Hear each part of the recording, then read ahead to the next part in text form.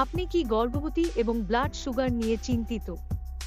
আজ আমরা জানব গর্ভকালীন ডায়াবেটিস বা জেস্টেশনাল ডায়াবেটিস সম্পর্কে, এর কারণ, লক্ষণ, ঝুঁকি এবং প্রতিরোধের ঘরোয়া উপায়।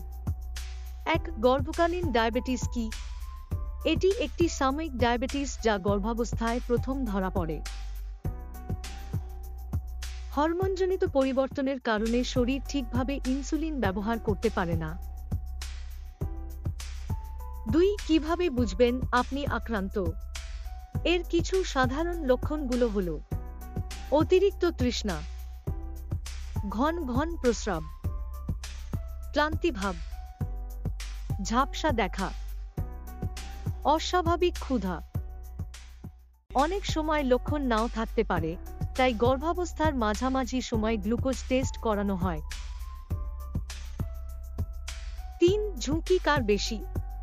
অতিরিক্ত ওজন, আগে গর্ভকালীন ডায়াবেটিস থাকলে, পরিবারে ডায়াবেটিসের ইতিহাস থাকলে, 25 বছরের বেশি বয়সী হলে। মায়ের ও শিশুর জন্য ঝুঁকি। মায়ের ঝুঁকি: ভবিষ্যতে টাইপ 2 ডায়াবেটিস হওয়ার সম্ভাবনা। শিশুর ঝুঁকি: অতিরিক্ত ওজন, জন্মের সময় কম বা বেশি ব্লাড সুগার, পরবর্তীতে টাইপ 2 ডায়াবেটিসের ঝুঁকি।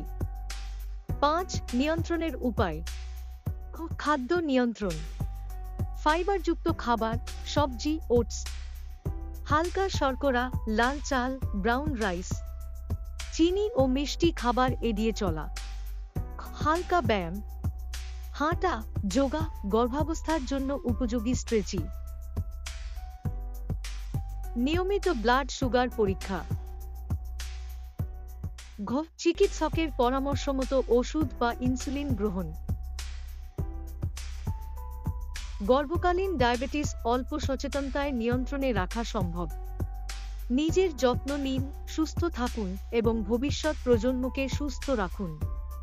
ভিডিওটি ভালো লাগলে শেয়ার করুন ও সাবস্ক্রাইব করুন। ধন্যবাদ।